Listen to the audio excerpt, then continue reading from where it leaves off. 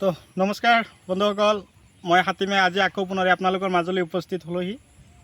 আজি বহুত ভাল লাগিল, দাদা এজন আহি মোৰ নিজৰ খেতিতে উপস্থিত হৈছে। তো দাদা আপুনি ক'ৰ পৰা আহিছে? হয় নমস্কাৰ, মোৰ নাম শফিক, মই ওদালগুৰিৰ পৰা আহিছোঁ। এয়া আমাৰ হাতিম দা আছে, বহুত দিনৰ পৰা দাদাৰ চেনেলটো চাই আছোঁ।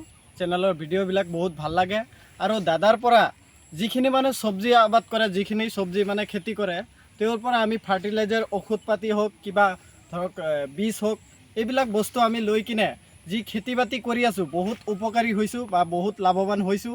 আজি যিহেতু ভাল লাগিছে, ইমান দিনৰ পৰা দাদাৰ লগত আমি যোগাযোগ ৰাখি আছোঁ। আজি কণ্টেক্ট কৰি ডাইৰেক্ট দাদাৰ ঘৰত আহিছোঁ আৰু দাদাৰ এই যে পটল খেতি আছে এইবিলাক চাবলৈ আহিছোঁ। খুবেই ভাল লাগিছে। আৰু আপোনালোকেও যদি কোনোবাই ধৰক নতুনকৈ বা পুৰণা খেতি বাতি কৰি আছে, সিমান লাভৱান হোৱা নাই বা উপকাৰী হোৱা নাই, আপোনালোকে দাদাৰ এই হাতিমালি লাইভ চেনেলটো, এই চেনেলটোৰ পৰা যিকোনো ঔষধ পাতি, তাৰপিছত এইবিলাক পটলৰ বীজ হওক, কিবা বেলেগ ধৰণৰ বীজ হওক, আপোনালোকে অৰ্ডাৰ কৰি ল'ব পাৰিব পাৰে। যিহেতু অনলাইন ছিষ্টেমেদি দাদাই এইবিলাক বস্তু আপোনালোকৰ ওচৰত মানে লৈ যোৱাত সহায় কৰিব। আপোনালোকে তাৰ পৰা অৰ্ডাৰ কৰি কিনে খেতি বাতি কৰিব পাৰিব, বহুত লাভৱান হয়। মই নিজে উপকাৰী হৈছোঁ, মই নিজে লাভৱান হৈছোঁ। আজি দাদাৰ খেতি চাবলৈ আহিছোঁ, বহুতে ভাল লাগিল, খেতিটো চাই কিনে বহুত ভাল লাগিছে। তো বন্ধুসকল, তো দাদাই বহুত ধুনীয়া কথা কৈছে। তো মই যিটো খেতি কৰিছোঁ, একচুৱেলি কথাটো হ'ল কি, মানে মই ৰাসায়নিক কিন্তু কৰা নাই। তো মই কেমেৰামেন ইফালে যাব দেখুৱাই দিব কিমান লাগন দিছে গছত। মই কিন্তু ৰাসায়নিক সাৰ মোৰ নিজৰ খেতিত ইউজ নকৰোঁ। বিশেষকৈ মই কেঁচু সাৰ, তাৰপিছত গোবৰ সাৰ এইবিলাক বেছিকৈ দি আছোঁ। এইকাৰণেই এই কেঁচু সাৰ আৰু গোবৰ সাৰ পটল খেতিত দিলে তাৰমানে পটলৰ গছবিলাক তাৰমানে বেছিকৈ গ্ৰ'থ হয় আৰু ফলন বেছি লাগন দিয়ে। এটা গছৰ পৰা যদি আপোনালোকক মই কৈছোঁ কথাখিনি, এটা গছ পটল খেতিৰ এটা গছৰ পৰা যদি 5টা আগ ওলাইছে, আপোনালোকে কথাটো অকণমান গুৰুত্ব দিব। 5টা আগ ওলাইছে, এতিয়া আগ যে ওলাল, এনেকুৱা ধৰণৰ আগবিলাক চাওক, একদম ক্ষীণ ক্ষীণ আগবিলাক যে আছে, এইবিলাক এটা গছৰ 5টা আগ ইফালে দৌৰিছে। এই আগটো ভাঙিব লাগিব। কোনটো আগ ভাঙিব? এইফালে আপোনালোকক দেখুৱাই দিছোঁ। এনেকুৱা ধৰণৰ শকত শকত আগবিলাক যেতিয়া দেখা পাব, লাহেকৈ আগটো ভাঙি দিব। এতিয়া 5টা আগ যে ক'লোঁ, এটা আগত যদি 5টাকৈ পটল লাগে, তেনেহ'লে 5টা আগত কেইটা হ'ব? 25টা। এতিয়া এইটো যে ভাঙি দিলে, এইটো আগৰ পৰা আকৌ 5টা ওলাব, তেনেহ'লে এটাৰ পৰা 5টা ওলাল, 5টাত আকৌ 25টা। এনেকৈ কি হয়, গছৰ ফলনবিলাক বৃদ্ধি হয়। আপোনালোকেতো নিশ্চয় চাব পাৰিছে, দাদাই ওদালগুৰিৰ পৰা আহিছে।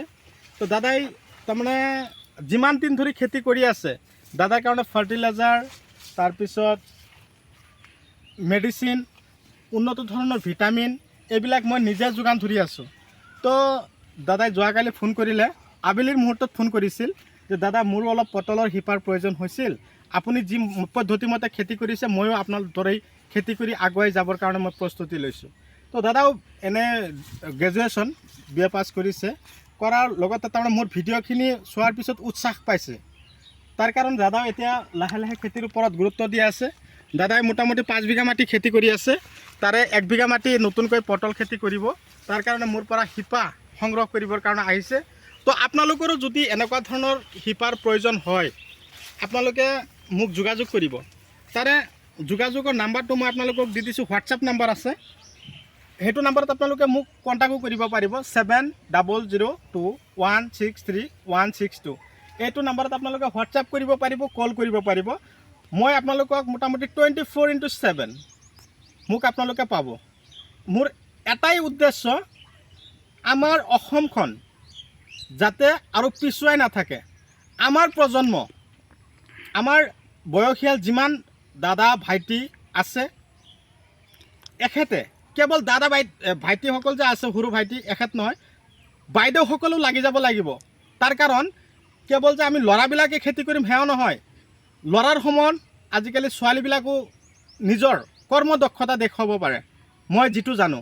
তাৰ কাৰণ এই নলবাৰীত মই নিজে গৈ চাই আহিছোঁ, ছোৱালীসকলে কি কৰিছে, গ্ৰেজুৱেশ্যন হৈছে, BA পাছ কৰাৰ পিছত নিজে তাৰমানে কি কৰিছে দেউতাকক খেতিত স্প্ৰে কৰিব দিয়া নাই নিজে কান্ধত উঠাই লৈছে স্প্ৰে মেচিন লৈ কিনে খেতিত স্প্ৰে কৰি আছে মই ইমানেই আনন্দিত হৈছোঁ সিদিনাখন চাই তো সেইকাৰণে মই আপোনালোকক কওঁ যে আহক আমি আমাৰ অসমখন আৰু কৃষিৰ ফালে তাৰমানে এগ্ৰিকালচাৰৰ ফালে আৰু আগুৱাই লৈ যাওঁ যাতে আমি কেমিকেল চব্জি খাব নালাগে আমি জৈৱিক আকাৰে উৎপাদন কৰি যাতে আমি বজাৰলৈ ভাল উৎপাদন খেতিৰ পৰা ভাল উৎপাদন কৰি আমি বজাৰত ভাল টকা উপাৰ্জন কৰিব পাৰোঁ আৰু খেতিৰ পৰা যাতে যথেষ্ট ফলন উৎপাদন হয় তাৰ ব্যৱস্থা আমি কৰিব পাৰোঁ তাৰ প্ৰধান কাৰণটোৱে হ'ল 1 নম্বৰত আহিব গোবৰ সাৰ পটল খেতি যদি আপোনালোকে ভাবিছে কৰিম 1 বিঘা মাটি গোবৰ সাৰ লাগিবই গোবৰ নোহোৱাকৈ কেতিয়াও খেতিত পটল লাগন নিদিয়ে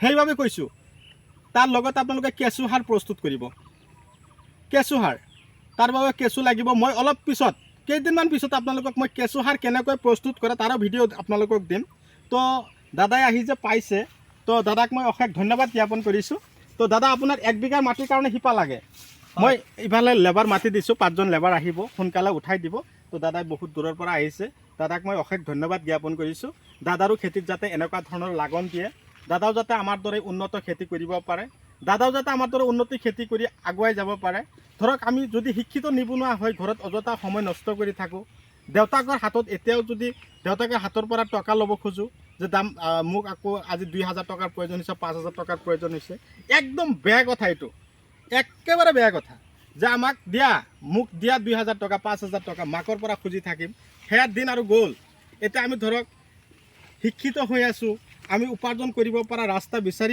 বিচাৰি পাইছোঁ এটা কথাই মানে কি হয় জানে চব্জি খেতি এইটো হ'ল টকাৰ খেতি মই যিটো বুজি পাওঁ ভাল কষ্ট কৰক আমি এতিয়া চেংৰা মানুহ আমাৰ তাৰমানে কি হৈছে আমাৰ ডেকা মানুহ আমি যদি এতিয়া ভালদৰে কষ্ট কৰি আমি খেতি কৰিব পাৰোঁ তেনেহ'লে আমি খেতিৰ পৰা ভাল টকা উপাৰ্জন কৰিব পাৰিম যথেষ্ট পটল খেতি আপুনি 1 বিঘা মাটি কৰিলে মানে আপুনি ভাবিলে যে মোৰ হাতত 1 বিঘা মাটিৰ পৰা মেক্সিমাম 3 লাখ টকা পাব 1 বিঘা মাটিৰ পৰা কিন্তু সেইদৰে কৰিব লাগিব আকৌ কষ্ট কৰিব লাগিব মইতো গোটেই দিন তাৰমানে ফাৰ্টিলাইজাৰ মেডিচিন তাৰপিছত এইবিলাক দি আছোঁ খেতিৰ বিধান যি লাগে মই নিজৰ খেতিত মই যিবিলাক ব্যৱহাৰ কৰি আছোঁ আপোনালোকৰ কাৰণে মই চেম সেইবিলাক বিশেষকৈ ক'ৰ পৰা ক'লৈকে গৈ আছে যোৰহাট ধেমাজি শিৱসাগৰ চৰাইদেউ তাৰপিছত নাজিৰা মৰাণ একেবাৰে মাজুলী আকৌ ইফালে গৈছে ক'ত সৰুপথাৰ বৰপথাৰ ডিমাপুৰ একেবাৰে চবতে মই দি আছোঁ কিন্তু আপোনালোকৰো যদি এনেকুৱা ধৰণৰ হেল্প লাগে মোৰ পৰা আপোনালোকে ফোন কৰিব আপোনালোককো মই যিমান পাৰোঁ হেল্প কৰি যাম তো বিশেষকৈ কথাটো হ'ল কি জানে পটল খেতি যে আপোনালোকে মোৰ পৰা সংগ্ৰহ কৰি আছে শিপাবিলাক এই শিপাবিলাক আপোনালোকে 1 বছৰ এই বছৰ যদি লগাইছে মিনিমাম আপোনালোকে কমেও 3 পৰা 4 বছৰ আৰু লগোৱাৰ কোনো প্ৰয়োজনে নাই সেইটো গছৰ পৰাই 1 ফুট কাটি দিব সেইটোৰ ভিডিঅ' মই আপোনালোকক দিম তাৰ পৰা আকৌ ব্ৰাঞ্চ মাৰিব আকৌ হেণ্ডালিত উঠাই দিব ভিডিঅ' চাই কেনে পালে কমেণ্ট কৰিব ফেচবুক পেজত যদি আপোনালোকে মোৰ ফেচবুক পেজত চাই আছে ভিডিঅ'টো তেনেহ'লে মোৰ পেজটো আপোনালোকে ফ'ল' কৰিব আৰু যদি ইউটিউব চেনেলত চাই আছে তেনেহ'লে মোৰ চেনেলটো ছাবস্ক্ৰাইব কৰি দিব আৰু কাষত থকা বেল ঘণ্টিটো লাহেকৈ বজাই দি আপোনালোকে মোক আগুৱাই যোৱাত সহায় কৰিব কেতিয়াও কৃপণালী নকৰিব কিন্তু বেলেগক সুবিধাৰ্থে আপোনালোকে মোৰ ভিডিঅ'টো শ্বেয়াৰ কৰি দিব আপোনালোকৰ এটা শ্বেয়াৰৰ কাৰণে চাব আমাৰ অসমত মোৰ দ্বাৰা যিমান শিক্ষিত নিবনুৱা আছে নহয় চবেই খেতিৰ লগত জড়িত হ'ব তো আলোচনা এইখিনিতে মই অন্ত মাৰিলোঁ দাদাক মই শিপাখিনি লগত থাকি উঠাই দিম আপোনালোকৰ যদি লাগা আহিব মই আপোনালোকক হেল্প কৰি দিম তো দাদা এৰিছোঁ হ'ব পৰৱৰ্তী ভিডিঅ'ত পুনৰাই আপোনালোকক লগ পাম ধন্যবাদ